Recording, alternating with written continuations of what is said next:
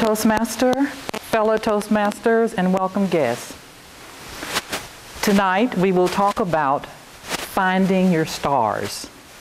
We live in an age called New Age, and with that we have a lot of new words that have come into our language. And one of those new words is finding your North Star. And when you find your North Star over there, you are looking for your purpose and you're being drawn towards your purpose. But what I want to talk about tonight is finding your South Star. Because whether you realize it or not, you have some very automatic responses in your body that will cause you to pull away from your North Star and actually step back towards a South Star that's back there and take you off purpose. I didn't realize this until I had a chance to reflect on a rafting trip that I took years ago in Green. We used to have rain. My husband and I used to go there very often and watch the people rafting and going in and out.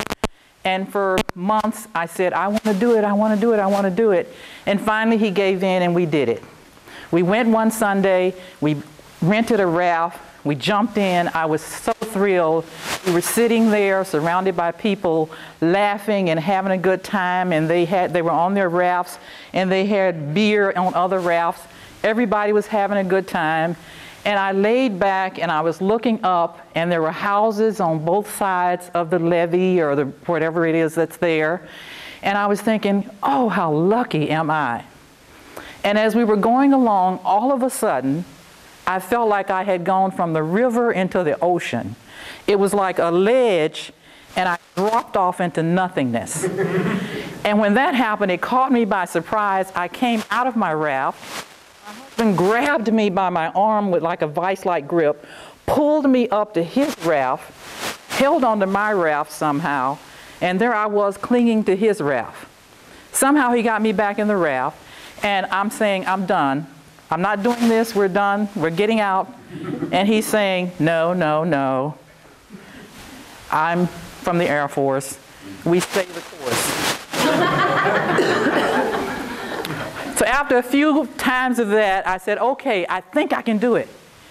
So we're going along, all my confidence is gone now, and I think I can do it. And I look down about 100 yards, and there are trees, big trees in the middle of the path, and people are crashing into them. I took one look at that and I said, no, I'm not having fun, I'm not doing this. And he says, we're staying the course. I said, no. And I started doing like this over to the levee on that side. And I got out, and I was climbing up. I still to this day don't know how I climbed out of that. But I was so determined to get out of that. I didn't care what was over on the other side. I didn't care how I got back to I didn't care about anything. And when I thought about that a few years later, I thought, what a strange reaction that was, until I realized that every time my well-being is attacked, or I feel that I'm being attacked, or my safety, I do the same thing. I immediately abandon ship. I don't think of a plan A, I don't think of a plan B, I just think abandon ship. And to prove this, I've been married 3 times. Abandon ship.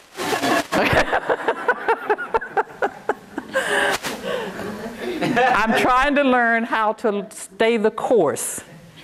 And what I have been doing with this automatic reaction that I've got here is stepping away from any purpose, because as soon as I meet an obstacle that threatens me in any way, I just abandon ship and drop the project. I'm done. It's not fun anymore. I'm finished. And I step away. But now I don't have to do that anymore, because I have recognized what my weakness is. When I feel myself about ready to abandon ship, I stop and I take a breath, and I try to come up with a plan A or a plan B or something else beyond jumping ship, which has always been my favorite thing to do. Now, when I do workshops, I try to help people identify what their South Star point is. And I can help you here today if you will be totally honest with yourself. Imagine that you are walking in the woods all by yourself, and you're having a good time. All of a sudden, in your path, there's this huge brown bear raised up like this, with his teeth like this. What is your first thought? What do you do? If you can write that down and be honest with yourself, you will know what your first reaction is to stress. And you will be able to change that if it's something that you want to change.